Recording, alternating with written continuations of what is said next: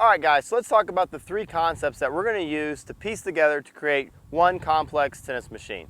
So instead of just wailing on the ball and just using your arm, wearing your arm out, putting wear and tear in your arm, we're going to be talking about how to loop the racket to get more momentum. We're going to talk about getting the racket out in front, using that hammer method to get more leverage onto the ball, and then we're going to talk about our rotation and our extension, which is going to help release that power into the ball so that way everything that you're generating is getting transferred into the ball and on its way to the target. So let's go ahead and look at the first concept, the loop. And so it sounds simple enough, but what you want to do is when you set, you're going to do your unit turn, we're going to set the racket out in the target line with the racket head up.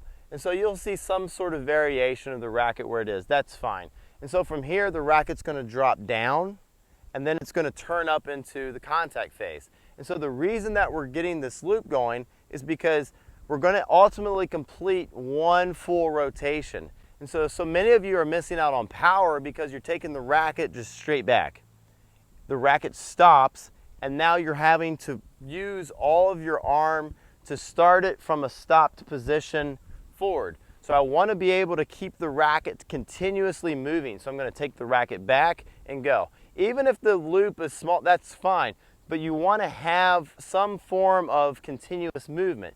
You got to even think about like golfers. So golfers are taking the racket up and the club up, and then they're bringing it down to the inside. So even a golf swing, it's not just like linear motion, and the club doesn't go up, stop, and then start again.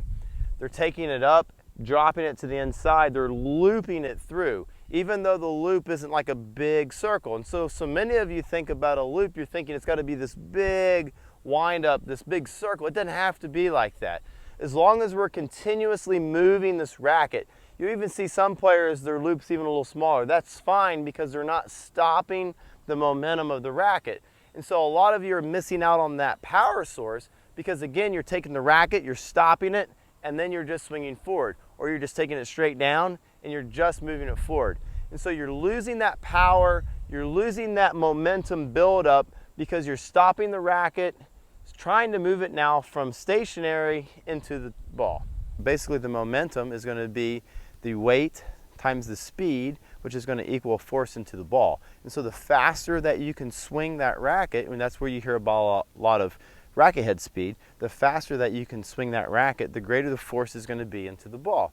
And so I'm going to work on setting it up high, because then from this position the racket can come down low, and I can use gravity to help pull that racket down. And that's going to allow it to kind of whip through. Now from there, the next piece that we're going to use is our leverage force. All right guys, so the next concept that we're going to talk about in order to give you more power on your shot is leverage. And so you may wonder why I have a hammer, but that's why I'm Coach Daniel of Hammer It Tennis. And so one of the things that I found is that when we start to think about how to use a hammer, our mind naturally puts our body into a stronger position. And so if I pretend that the net is where I'm hammering, when I use the hammer, you can see that instantly my elbow goes in, I lead with my wrist, and then I deliver the hammer to my target there. But so many of you, when you're hitting, you take your racket and we've got our elbow back. So that's not how we hammer. No one really hammers with their elbow back. You lead with the hammer, with the elbow into the hammer like this. So by pretending that I'm using a hammer, I can now get my elbow in, I deliver the hammer head, which is now my racket head, into the ball, and that allows me to catch it out in front. And so if you get the elbow back, that's when you're going to start catching this late. And so we see that kind of chicken wing shot. We see a lot of players are making contact like this when they hit the ball. They're swinging, they're jammed up, they're trying to do something with the shot. If you get, again, you can even help if you want to practice, pretend at the edge of the racket's that hammer. Get it in there. You're going to really drive that nail. You're going to drive that ball. And so by doing that, the elbow gets set in, and that's going to help us turn. I've placed these rods on the ground here, and this ball is going to represent my contact spot. And so if I stand at about a 45-degree angle to my target line in that open stance that you see, what I'm going to do is I'm going to have my arms out, and that's going to allow me to rotate and square my racket up to my contact spot. And what you can see is this line that runs to my center, because I'm rotating around my spine. If I hold my arm out and bend my wrist at a 90-degree angle, and you've heard probably a lot of coaches tell you to hit the ball out in front. Well, the reason is that as my body rotates now, my hands that are at a 90-degree angle are going to break this line that's pointing to the center of my body. As it does that, it's going to set a fulcrum point, which is going to be out here somewhere, which I'm then going to be able to pry against. That's going to allow me to extend my racket. And when I do that, I'm now going to engage the leverage force out of my racket. So I'm able to get that power by the extension of my racket to my target. And so if we put the first concept now of our loop, so our loop, we're going to start to build up that momentum. We're going to get that continuous movement. We're going to take the racket, we're going to set it out into our target line. We're going to bring the racket down, and that's going to go right into our hammer position now. So my elbow stays inside, it stays right in here. By taking my body into this position, I'm much stronger. You know, I've got my arm set inside close. Think about trying to do push-ups. If you do push-ups, if you have your elbows in, it's much easier to do a push-up in this position than it is in a wide position. But yet, a lot of you are still trying to hit the ball and your arm's straight out, it's way out here. So you think that you're going to get a lot of pace by swinging with your arm way out here. It's just try to do a bunch of push-ups this way. See if you aren't stronger with a wide grip on your push-up or with a narrow grip on your push-up.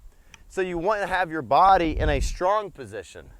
So when I get into here, now my body's in a stronger position where I can generate more power out of my body, my entire body. I can use my legs are engaged, my core is engaged. I get everything out here, and now I'm able to enter into the next concept that we're going to talk about, which is going to be the body's rotation and extension. All right, guys, so we talked about looping to get more momentum built up by continuously moving the racket. We talked about leverage, so that's going to help you set your elbow in, so that way you can turn, catch the ball out in front. From there, you're going to extend out, which is going to apply the leverage into the shot. And so by catching out in front, I can now extend. And so we're going to talk about that extension now and our body's rotation. So they're kind of one and the same. So what's happening is when I'm setting my arms out into the target line and I'm kind of reaching out. And so you see that, you see a lot of the pros, they're turning and they're reaching out to the right. And what you're doing when you're doing this is you're setting more mass out like this. So as the racket starts to turn and drop down, as I rotate my body, my hands are going to draw inward. And because I started off by kind of stepping out with my left foot and reaching out with my right arm, and I've kind of expanded the width of my mass, when I start to rotate, that pulls in. And just like a figure skater, when they pull their arms in as they're spinning, they speed up. And so what you can do by pulling in as you're rotating is that's when we're going to get an increase of angular momentum. And so it actually accelerates our body, and then we start to rotate faster. And so now, because I'm rotating more, I'm able to use my legs, my core, and now I'm pulling in, I'm getting a speed increase. I'm going to deliver that, my racket gets set into this leverage position, and now I have to release all of that out into the ball. And so I'm going to then extend my racket out. And so I see a lot of people, they hold the racket back. They do this sort of number. So they're pulling back on the racket. They're pulling that energy that they've built up, they're pulling it back away from the ball. Again, it's also putting a tremendous amount of strain on your forearm. So you want to be able to allow your body to turn and to rotate. You know, and very similar to like if you're using a medicine ball. So if I hold the medicine ball in, there's very few people that couldn't hold that ball, turn, and just push and release it. You know, if you're using maybe a 5, 8, 10-pound medicine ball, very few people are going to have a problem doing that. But if I took that same medicine ball and I try to throw it like a baseball, or I try to one-arm swing it, that's going to put a lot of strain on my arm, probably going to injure my arm. I don't suggest anybody take a 10-pound medicine ball and try to throw it like a baseball. You're going to tear your arm up. But if you take that same 10-pound medicine ball, hold it down, turn, and then push, Very easy. And so what I'm doing is I'm building up that momentum in the loop. I'm getting it set into this position. I'm pulling in my body. I'm rotating. So I'm getting that angular momentum into the shot. Also, purely by changing the direction of my racket. So now it was going this way, but now I'm going to turn it. And just by turning that racket, by changing the direction of a moving object, you cause it to accelerate. So think about going around a turn in a car or a roller coaster, or running and grabbing a pole. It whips you around. That whipping is you accelerating because the velocity, the movement, that object has been changed. And so it causes it to speed up, it causes it to accelerate. So I'm coming through here, I turn, I accelerate the racket, I accelerate my body, and then I extend out, I release the energy, I continue my body's rotation. So I'm using my full body to hit. I'm using these principles to get speed that's going to make more velocity onto that ball. No, I'm not just swinging my arm. By doing that, all I'm doing is using my muscles. I'm not getting any of these other forces into that shot. That's why you're going to have a lot of problems. That's why you're not going to be able to generate very much pace. That's why you struggle too if the ball doesn't have pace on it already. So you've got a ball that's coming over, it's just a sitter. There's no pace onto the ball. You have to generate all the pace. A lot of you struggle with that. But somebody hits the ball fast to you, you're able to hit that ball back because it's already got a certain amount of speed and it's just kind of bouncing off your racket. However, if I'm able to build up my momentum, rotate into my leverage position, extend out, I'm using this momentum, I'm using this leverage, and then I'm using this angular momentum to accelerate that ball across the net. And that's going to help give you guys a lot more velocity on that ball. That's going to help you get a lot more pace without having to strain and tear up your arm. So let's talk about how you can implement this into your game and how can you work on this at home. So at first, what I suggest is just coming out to the court, take some balls, get a basket of balls, and let's start with some hand feeds. So just drop the ball. So you want to start with the racket up in about a 12 o'clock position. You want to try to keep your hands out to the right here. Drop the racket down so that way it's getting into a 6 o'clock position. Then you're going to rotate, and as you do that, the racket's going to level up. That's going to put us into our hammer position, in which we're then going to extend out. Now when you extend out, you've got to extend out a little bit more to the right of your target because of the rotation that's going to the left. So a lot of you, again, are swinging from right to left, and that's going to pull the ball. So you've got to extend out a little bit more to the right, so that way as your shoulders rotate off to the left, it'll square up your racket. So you want to start with the racket out here in the target line, start about 12, we're going to drop it down to 6, we're going to square it back up, it's going to be about 3 o'clock position, we're going to extend out to the right, and we're going to rotate through. So we're going to start here, and just drop the ball and get a good feel for that as you do that. You may even want to feel on the loop, one of the things that we work on, and I think helps a lot of students, is almost feeling like the back edge of your racket. So when I set the racket out here, this back edge is going to come down and around forward. It'll feel really kind of weird at first, but then what happens as you turn, the racket squares back up. So I'm going to start it out here and through. And so work on that. And then as you get more comfortable with that, then start working on a ball machine. Get a ball machine, but don't start it off with the balls just flying out, going all crazy. You want to set it up where you're about maybe at the service line or somewhere, have the ball machine shooting the ball out at about a medium pace, something that you can control. And so that way you're going to be able to work on it. So let's take a look at that. Okay, so I've got my ball machine set up here, and I'm going to have it spit out a ball about medium pace. And so again, I want to work on the same thing. So I'm going to start with setting the racket out. That way I can drop, turn, and extend. So I'm going to here, down, extend out. And so I'm going to work on getting my racket into my hammer position. I'm going to work on that extension out. And I'm going to put all these concepts together as I'm doing this, okay? So work on about nice, smooth. And again, it's better to work on a ball coming at you that doesn't have a lot of pace, because that way you can see that you're generating that pace.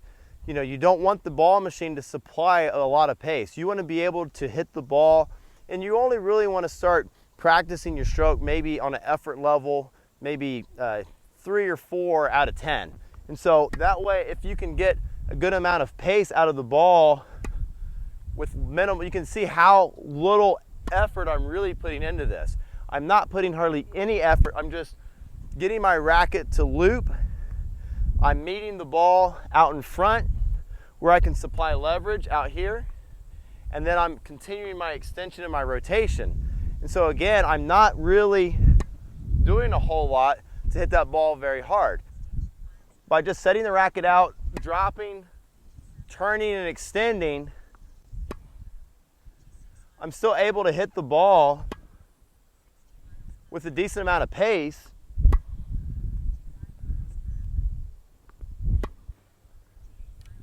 And so I'm able to still hit the ball with a decent amount of pace with minimal effort. So then when I start to swing and speed things up and try to put more power into the ball, that's why I'm able to get even more pace out of it. And so tour average for forehands is anywhere between 70 to 80 miles per hour. And you can see when I start to speed up and hit the ball harder, I'm able to hit my ball still within that range and able to even hit around 80 miles an hour myself. And so just by swinging slow, and you can tell my effort level is very minimal, I'm still able to hit the ball in the upper 50, 60 mile per hour range. And the reason is, and you can tell, I'm not using my arm.